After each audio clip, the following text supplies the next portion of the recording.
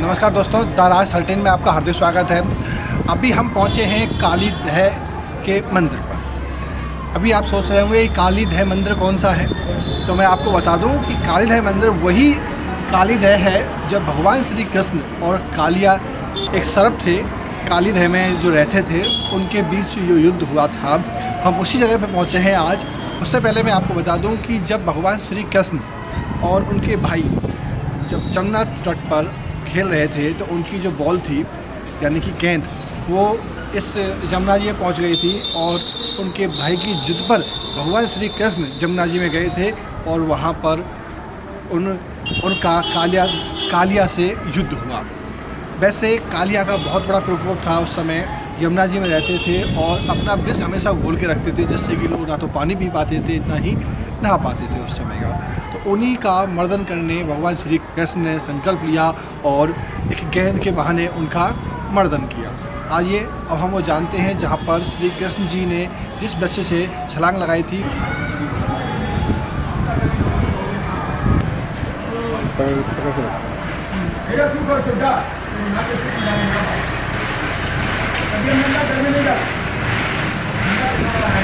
ये जो आप सामने प्रतिमा देख रहे हैं ये कालिया जी की है और ऊपर आप देख रहे हैं भगवान श्री कृष्ण उनके फन पे खड़े हुए हैं।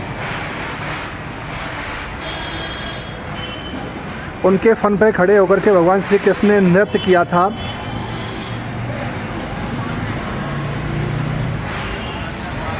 इस कालीदह पर भगवान श्री कृष्ण जी ने जब कालिया जी का मर्दन किया था, मैं आपको बता दूं कि यहाँ पर कालिया रहते थे, कालिया जो नाग थे वो रहते थे यहाँ पर। और कालिया नाग क्यों रहते थे इसका भी मैं आपको वृत्तांत बताता हूँ।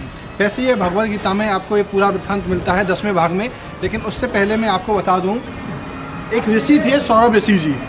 सौरभ ऋषि जी ने एक गरुड़ जी को एक श्राप दिया था कि आप वृंदावन का जो एरिया है मथुरा वाला, इसमें कभी भी आप किसी का कुछ भी नहीं कर पाओगे, अर्थात किसी पर प्रहार नहीं कर पाओगे।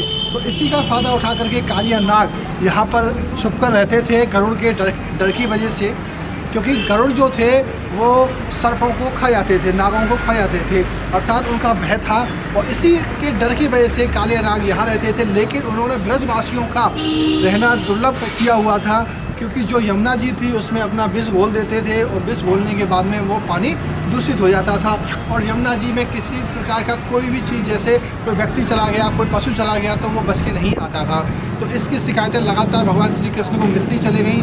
और जब भगवान श्री कृष्ण को लगातार शिकायतें मिली तो उन्होंने सोचा क्यों ना कालिया नाग का मर्दन किया जाए। तो एक समय पर जब भगवान श्री कृष्ण अपने सखाओं के साथ, उनके बड़े भाई के साथ इस जगह पर खेल रहे थे, वो जो गेंद होती है ना बॉल, उससे खेल रहे थे। और उस समय भगवान श्री कृष्ण ने क्या किया कि गेंद को लेकर के और जमुना जी में फेंक दिया। और फेंकने के बाद में जब उनके बड़े भाई बोलने लगे कि भाई मुझे तो वही गेंद चाहिए, तो उनके सखा बोले नहीं, इसके अंदर तो कालिया नाग रहता है, इस बॉल को छोड़िए, दूसरी बॉल ला देंगे। तो उसके भाई बोले नहीं, मुझे तो वही बॉल चाहिए। तो इसी बात को लेकर के भगवान श्री कृष्ण उस बॉल को ढूंढने यमुना जी में आप पहुँचे। कालिया नाग जी उस समय सो रहे थे। तो कालिया नाग की जो उनकी पत्नियाँ वगैरह थी, उन्होंने देखा, उनकी सखी थी, उन्होंने देखा कि एक छोटा सा बच्चा इसमें आया हुआ है। तो उन्होंने पूछा, उसका कारण पूछा, बच्चा आप यहाँ पे क्यों आए हुए हो? तो उन्होंने बताया कि मैं कालिया नाग से युद्ध करने आया हूँ। तो वो उस पर हंसने लगी और बोली कि जाओ, अपना जो काम है उसको करो और ले जाओ। तो उसने बताया कि नहीं, मैं युद्ध करके ही जाऊंगा। वैसे तो हालांकि मैं आया था अपनी गेंद ढूंढने, लेकिन मैं अब कालिया नाग से युद्ध करके ही जाऊंगा। उस समय कालिया नाग जी सो रहे थे।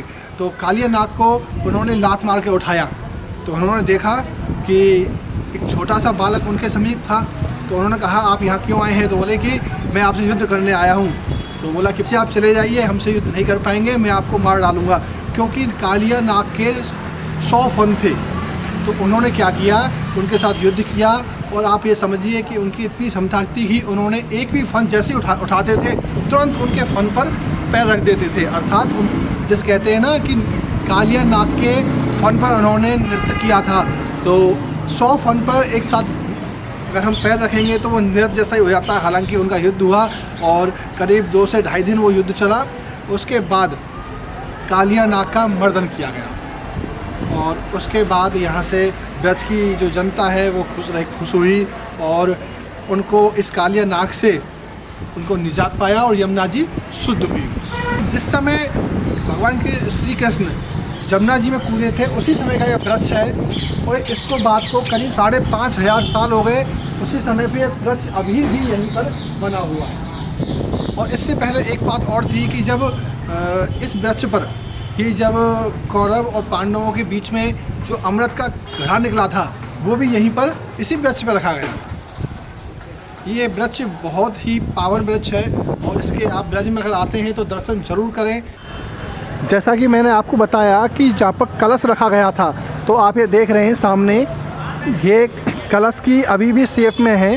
कौरव और पांडवों के बीच युद्ध हुआ और जब समुद्र मंथन हुआ तो समुद्र मंथन से जो अमृत निकला उस समय का है, क्योंकि आपको पता है कि उस समय भगवान श्री शिव शंकर जी विष पी गए थे और अमृत का जो कलश निकला था वो यहाँ पर आके रखा हुआ था। देख रहे हैं और यहाँ देखिए गड्ढे से बने हुए हैं। ये गड्ढे नहीं है, ये भगवान श्री कृष्ण के चरण हैं जो यहाँ पर रख करके चढ़े थे इस वृक्ष पर। ये अभी भी चरण यहाँ पर बने हुए हैं। देखिए इस तरह से चढ़ने के बाद फिर ऊपर चढ़ते चले गए। ये कदम का वृक्ष है।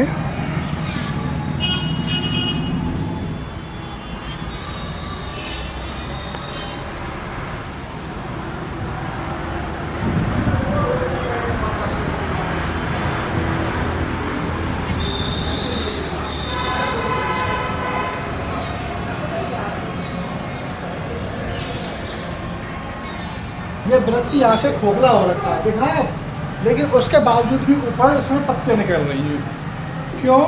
क्योंकि ये जो डाली टूट गई थी उसके बाद में यहाँ से पत्ते नहीं है, उसकी दूसरी वाली जो डाली है उस पर पत्ती आई थी।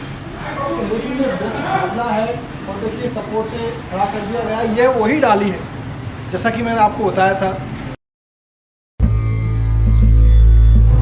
अभी ये जो जगह आप देख रहे हैं जहाँ पर ये मंदिर बना हुआ है, उस समय यहाँ पर जमुना जी बहा करती थी, लेकिन अभी मंदिर का रूप दे दिया है। लेकिन वृक्ष वही है जो उस समय जमुना जी के समय था, जो जमुना जी बहा करती थी। वृक्ष का रूप नहीं बदला है, वृक्ष वहीं की वहीं है। लेकिन जो ये जो आप देख रहे हैं बिल्डिंग नुमा जो मंदिर बना है वो बाद में बना है। और यहाँ मंदिर एक छोटा सा मंदिर भी है, इसके भी मैं आपको दर्शन कराता हूँ। और वहाँ अंदर एक आर्टिफिशियल टाइप में आपका जो नाग की प्रतिमा है, अर्थात जो हमारे जिनकी मैं बात कर रहा था अभी तक, जिनका मर्दन किया था भगवान श्री कृष्ण ने कालिया नाग का, उनके दर्शन हैं। ये देखिए यहाँ पर भगवान श्री कृष्ण और कालिया नाग दोनों के दर्शन हैं। और यहाँ ये प्रतिमा स्थापित की हुई है बाद में।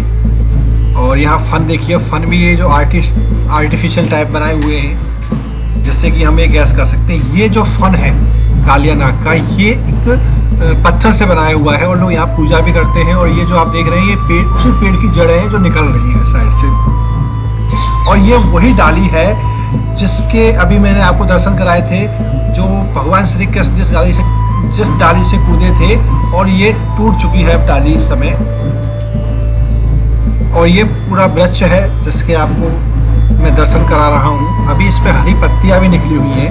ये कदम का वृक्ष है, बहुत प्राचीन वृक्ष है जैसा कि मैंने बताया था आपको। और इसकी परिक्रमा भी यहाँ लोग करते हैं।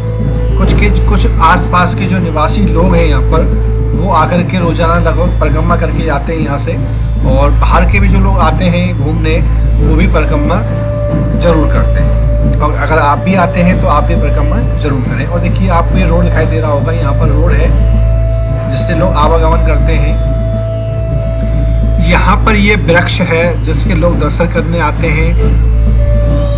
अगर आपने हमारा चैनल सब्सक्राइब नहीं किया है तो चैनल को सब्सक्राइब करें। वीडियो अच्छी लगी तो वीडियो को लाइक करें।